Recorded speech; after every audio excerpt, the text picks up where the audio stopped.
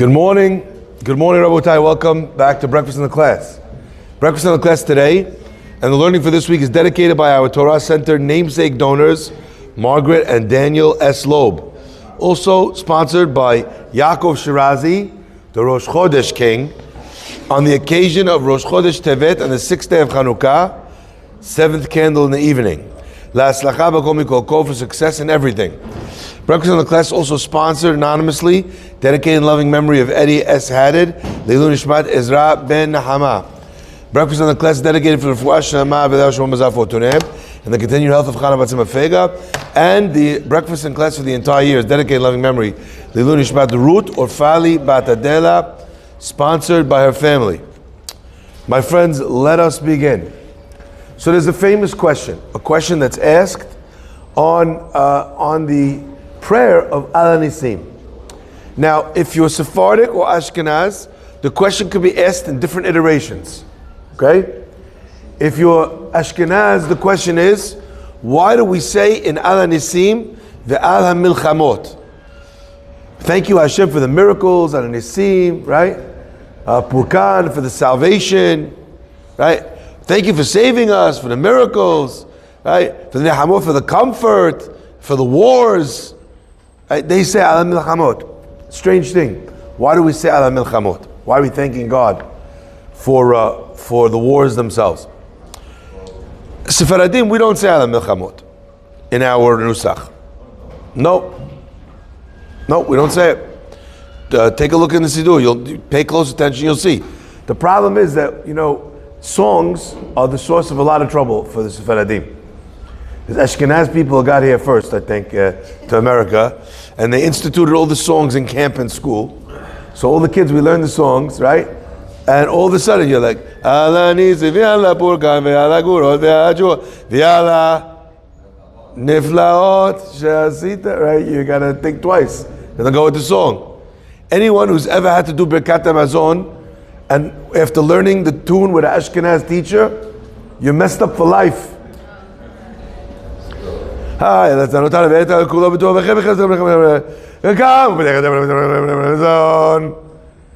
atah Adonai hazan et Yaakov. We got to remake the whole tune. Doesn't fit. The stanzas don't fit the size. All right, my friends. Today we have a lot of Sephardic teachers in the Sephardic schools, but back then we didn't have it. If you went to Hillel, if you went to Flatbush, you went to Magen David, what? Nothing. Very few. And my father was one of the few in Hillel, actually, that taught Kiryah, Sephardi, etc. So some people still tell me that they remember from back in the day him teaching them Ta'amim in Hillel Yeshiva when they were kids. So my friends, if you're Ashkenaz and the tune works, Al HaMilchamot. If you're Sephardic, the question is really similar, just turned inside out. Why don't we say Al HaNitzachon? Al HaPurkan, you saved us. You didn't just save us, we won. What's fascinating is if a person studies Megillat Antiochus, if you can't get your hands on Megillat Antiochus, because it didn't come with your Art Scroll Stone edition, all right? You can find it in the back of the Yalkut Yosefs on Chanukah. They printed Megillat Antiochus with the translation. Huh? Yep. Learn something new every day. Please answer Amen. Only if you're listening to this live. Baruch atah Adonai Eloheinu melech haolam shehakol nהיה b'dvaro. Why Antiochus in Chanukah and not in Purim or something? Sorry? Why Antiochus in Chanukah and not in Purim? Because Antiochus was not in the story of Purim. What do you mean? That was Achashverosh. But by the way, there is a Megillat Antiochus. It's Achashverosh. It's actually referenced in the Megillah. Halohim Ketuvim, right? Aren't they written in the histories of the kings of Madayu Paras? Right at the end of the Megillah, it tells you. Go look at the Megillat Achashverosh if you want more details. Okay? Now, why don't we talk about Al HaNitzchonot or Al HaNitzachon? So, this question has a few different angles to it, and I want to look at them together with you today. Okay? The first point, the first nikuda, is something that we need to realize. You want to say al nitzachon, you can't. I'll give you an example for this. There was a rabbi gets picked up at the airport by an Israeli taxi driver. Anyone who's listened to this class before knows I have a love affair with Israeli taxi drivers. You know why? Just out of hakarat tov, how much material they give me. These guys are hilarious, unbelievable. I love them. Right? The level of cynicism in an Israeli taxi driver is from another planet. Like, oh, it's fantastic. It's sunny outside. It's unbelievable. Oh, it's so good. The election, the guy got in. Yeah, but in no mandat. They can take anything and turn it. All right.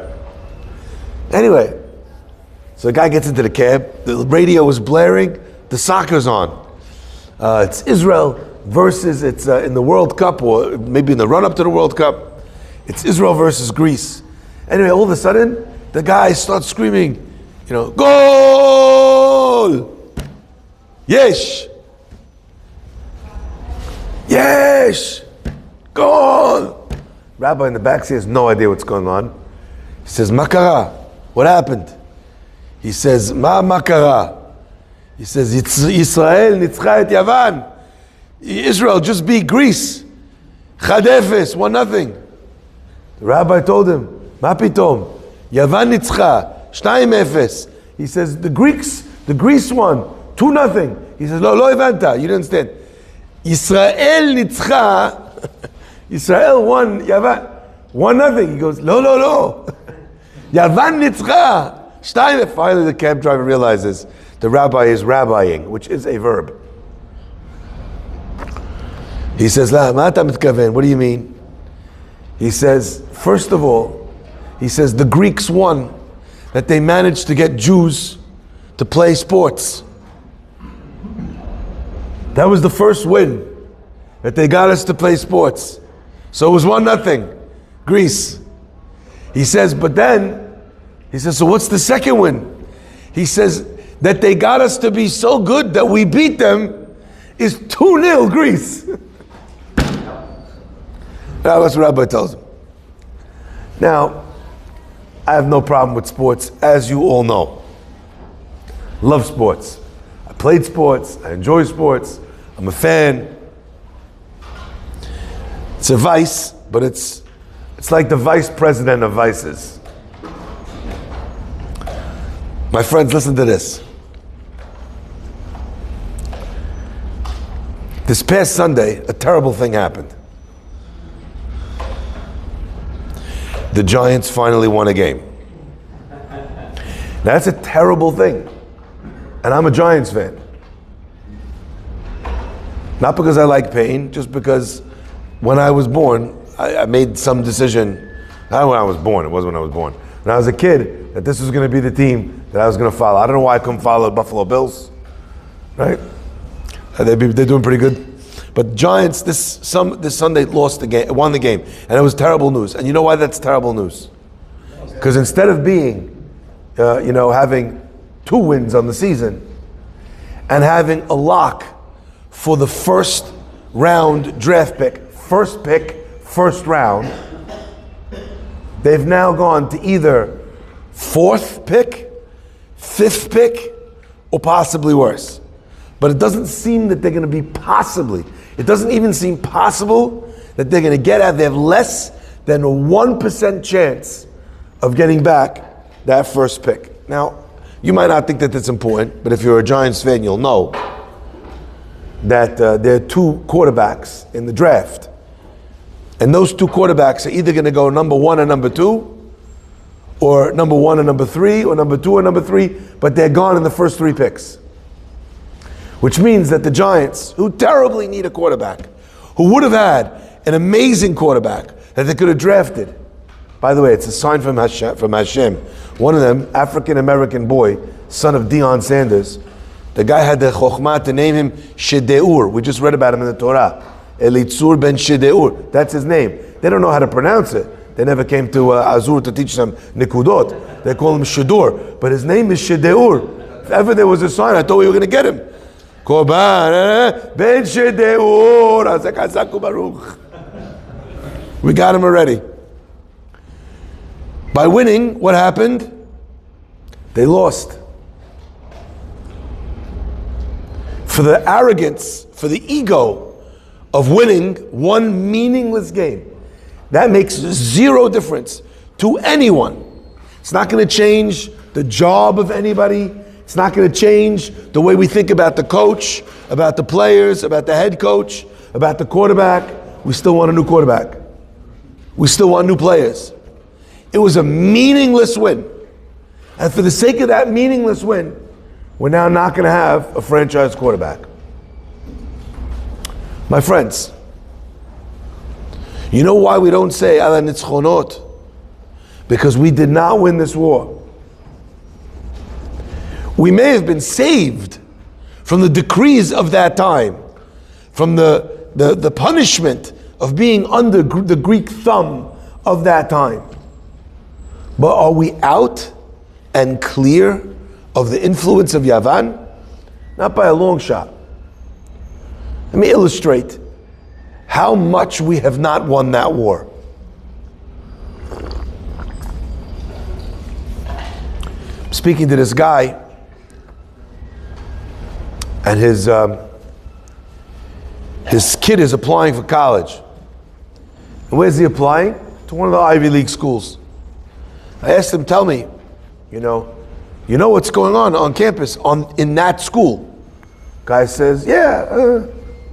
I said, did you speak to any of the students that are there this past year? He said, no, but you know how it is. And they blow things up on social media, on TV. I was like, okay, first of all, go down, spend the day there with your son. Second of all, you should speak to every kid that's been harassed or beat up or not been allowed to go to the room or had threatening emails, telling them they're going to slit their throat if they come through, like in Colombia. Go see before you have your kid go there. Who willingly sends their kid into this? Who does that? You know what the answer is? Well, you can't succeed in life if you don't have a good education.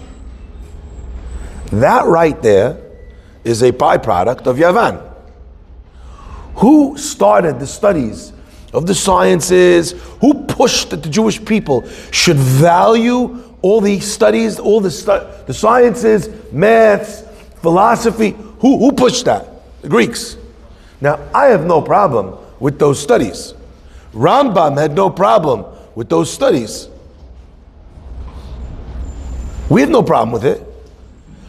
But that the idea of it should be the number one choice, even before the safety of your child, that's a byproduct. That's a war we still need to fight. It's a war we still need to fight when we look around at people who have the best degrees, who are still living in their mother's basement, and kids that are entrepreneurially minded from our community that did very well for themselves without it. To be clear, this is not to tell kids not to go and get an education. This is not to tell kids to flunk out or leave early. Not at all. But the idea that it can happen without, the idea that that comes at the cost of anything and or everything, that I'll expose my child to not being safe, to being traumatized, to wanting to hide his Judaism because he's afraid of showing it. You think he recovers from that so easily? My friends, understand that means that we have not yet won this war. So therefore we can't say in Ala Nisim, Ala Nitzchonot. But, and this is the big but, the Sfarim tell us, why the Ashkenazim say Ala Milchamot? Because while we cannot thank God for having the war already be done, which it is not yet done, where you have young Jews who are so enamored by academia that they will sell their souls to be accepted by what they deem to be the upper echelon of society. That enticement of Yavan, join us, and then we'll make you leaders, we'll confer titles on you, is something that the left in America, especially the Jewish left in America, is very, very slow and very reluctant to wake up from. Only yesterday in the news, Daniel S. Loeb from our Torah Center, there you go. This week is dedicated in his honor for dedicating the Torah Center, him and his wife, Margaret. He publicly announced that he's giving $1 million of funding that was going to go to Columbia. He's giving it to Yeshiva University. Now that right now is not enough to be able to make a difference, but it might be enough to start making the news. Yesterday, Nathan and I were talking about Ken Griffith that gave $300 million unrestricted to Harvard, who cannot get that money back, even though he's kicking himself for having given it. I hope that somehow this message reaches him, that he decides to get on camera and speak to every one of his friends and say, look at what happened. There's $300 million I can't get back of support of a system that I no longer support. Learn from me. Strings always attached. You know why? Because there's strings attached to Qatari money. We've lost this battle, at least in our day. Look around. But our kids, our people are so desperate for the acceptance that what we learned on October 8th in the morning, we're slowly forgetting. And we're drifting back, and you're seeing it now. What they would not dare to do, what they would not dare have done, the ultra left-wing Jewish groups are now again marching, not in our name. They've forgotten what we learned in the price of unlimited blood of the over 30,000 orphans from that day and its aftermath. We've forgotten it in our desire to be accepted.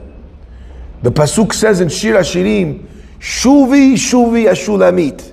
Shuvi, Shuvi, v'nechzebach. The nations of the world call out to us with a siren song. Come back to us. Be part of us. We'll accept you. We'll treat you as equals. Come back. The end of that pasuk is where Shulamit responds, the Jewish people respond. What could you give me that would match what I have from Hashem? Somehow the end of that pasuk disappeared, got lost in translation. My friends, but thank God we're in the fight. Thank God we're in the fight. Thank God there are Jews that are waking up. Thank God there are Jews that understand that their Jewish identity needs to rise, needs to become primary. That they need to understand that these things that society has promised them, that people won't see, if you do enough, if you dip enough in the mikveh of society, we will forget that you're Jewish. That tantalizing promise that so many people have sold their souls for. My friends, if we could finally see through it and be okay being the outsider that we will forever be, then maybe we'll win that battle and it won't be Greece 2-0 for having taught us to play their game even better than them.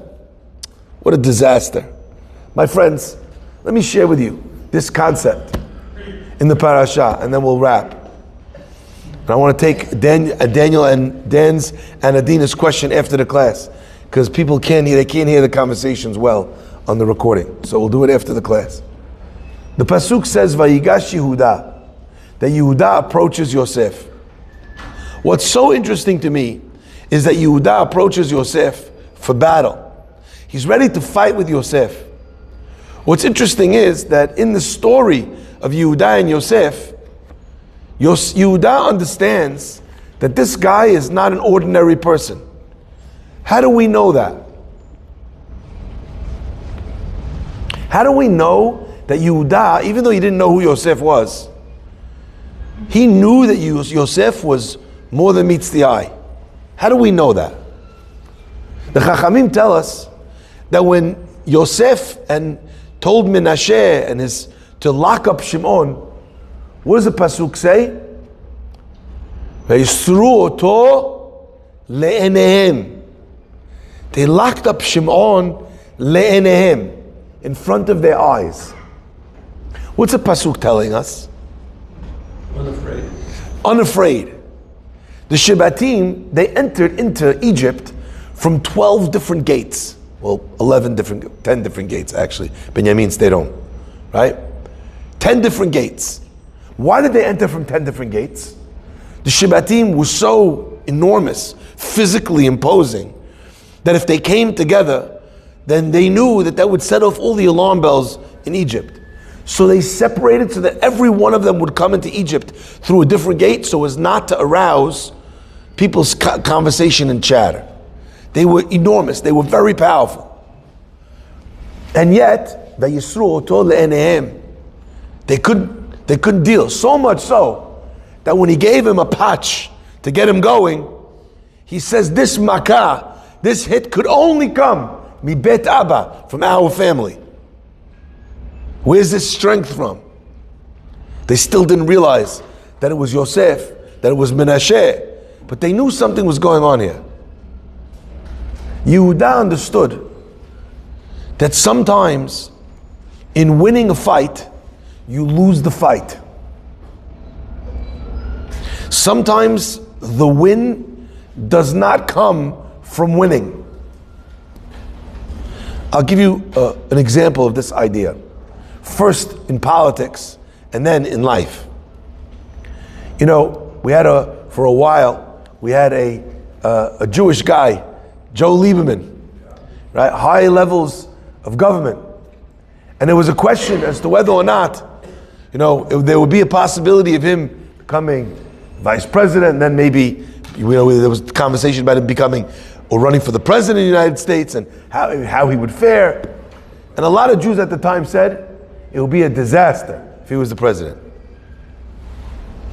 Having a Jew in the top office where he needs to jump through hoops to prove every single minute of every single day that I'm not so Jewish. I'm not partial to Jews. Makes it very difficult. The conversation will always revolve around, is it America first? Is it Israel first? Where's his allegiance? He has to prove he doesn't care about the Torah or its laws. He needs to pass more laws that are anti-Torah and tradition and the Bible than his non-Jewish counterpart, who has nothing to prove. Big conversations.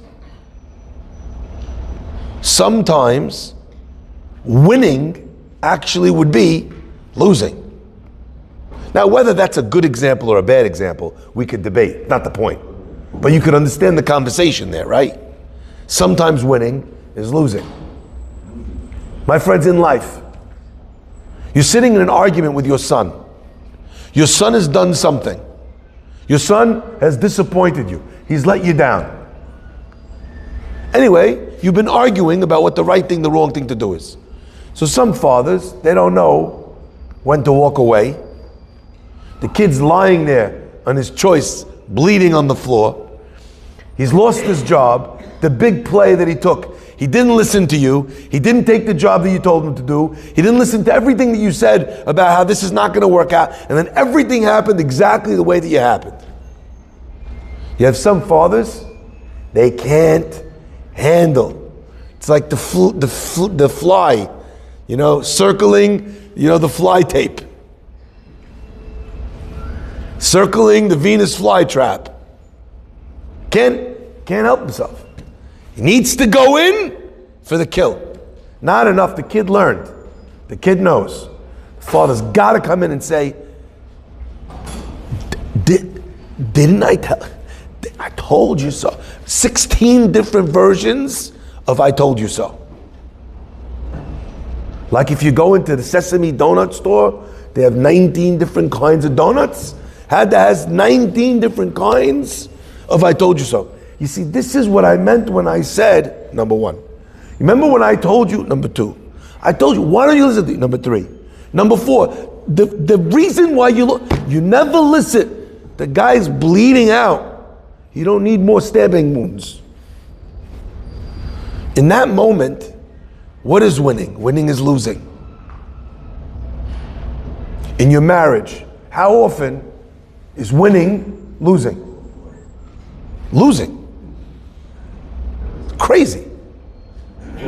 And we're so nuts, especially the men. Especially the men. Because our testosterone, our ego always kicks in. We could get into a fight about being close with our wives. We can get into a fight about a gift that we're giving them, which is all about becoming closer.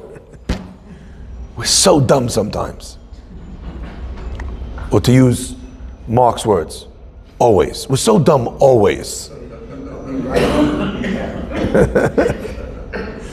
You can't be both. You can't be both. Never the twain shall meet. My friends, understand. To win sometimes is really to lose. And in the story of the Chashmonaim, on some level, that win was a loss, whatever they did win. We needed to get them out. We needed to restore the Beit HaMikdash. But what did they do in the aftermath of the war? They set themselves up as the kings. And the irony is, those kings became so wicked. The grandchildren of the Chashmonaim, right, of the Hasmonean dynasty, were eradicated from the earth. There's not one remaining living survivor from that family. Disaster. My friends, what happened? We won! We beat them at their game. We won the Greeks in football. We won the Greeks in battle. And what happened? We became so good at battle and might and forcing people to bend to our will, which was their thing, that what happened? We turned that sword on our own people. And later on, we'll see the aftermath of that, where the Hasmonean kings destroyed the spirituality of the Jewish people. What a win we had from the story of Greece. The win was actually to fight, but not to win. To fight long enough to not consider myself someone who's, hey, you know something? I'm pretty good at this. A few people have told me this, and I don't know who needs to hear this today, so if you need to hear this, this message is just for you. They told me they stopped hiring Jews. I was like, wow, anti-Semite, and you're proud of it. No, he's Jewish. He says, no, Rabbi, I'm Jewish. I said, I know you're Jewish. You're in shul. We're having this conversation in shul. He says, no, Rabbi, you don't understand. He goes, let me tell you what happens. 100% of the time, I hire some Jewish kid, I give him all the training, I teach him the business, and then what happens? The kid thinks to himself, what do I need him for? I can do this myself. Takes the contacts, takes the info, takes the education, takes the people. He signed the NDA. The kid figures out another way to get around the NDA. You know what NDA stands for? Not doing anything, right? You understand? I told the other guy. How did it happen that he found out? I don't know. The guy is a good Googler. So I stopped hiring Jewish guys, he says, because they always think, they know it. I'm pretty good at this. I can do this myself.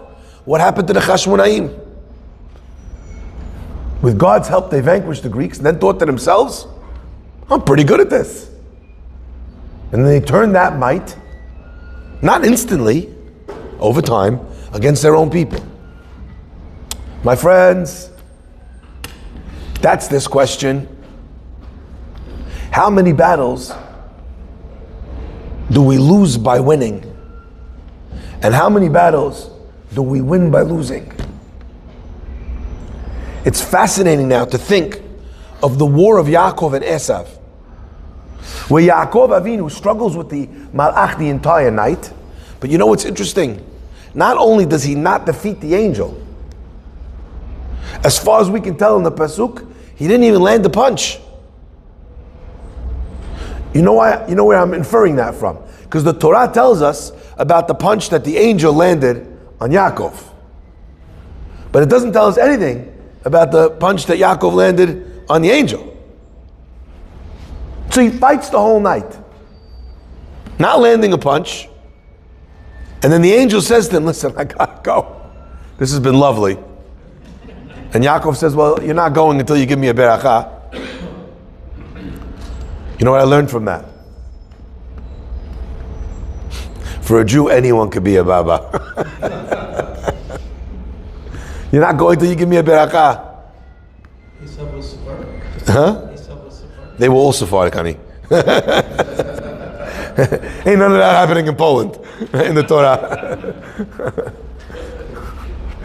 My friends, the angel says, I give him a beracha. And what's the beracha? No longer shall you be called Yaakov. From now on, your name is going to be Israel. Because you fought with God and with men and with godlike powers, and you won. Vatuchal, and you won. And the question is, where does he win? He didn't win. At best, it was a draw. And if you go to the referees, they'll tell you that the angel won on blows landed in a tie. And the answer is, in the world of the angel, in the world of Esav, he won. But in the world of Yaakov, winning is not winning. There's a danger in winning for Jewish people. So what was winning for Yaakov?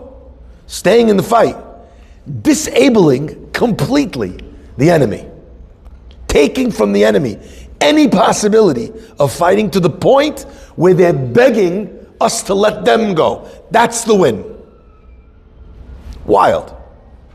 Not interesting.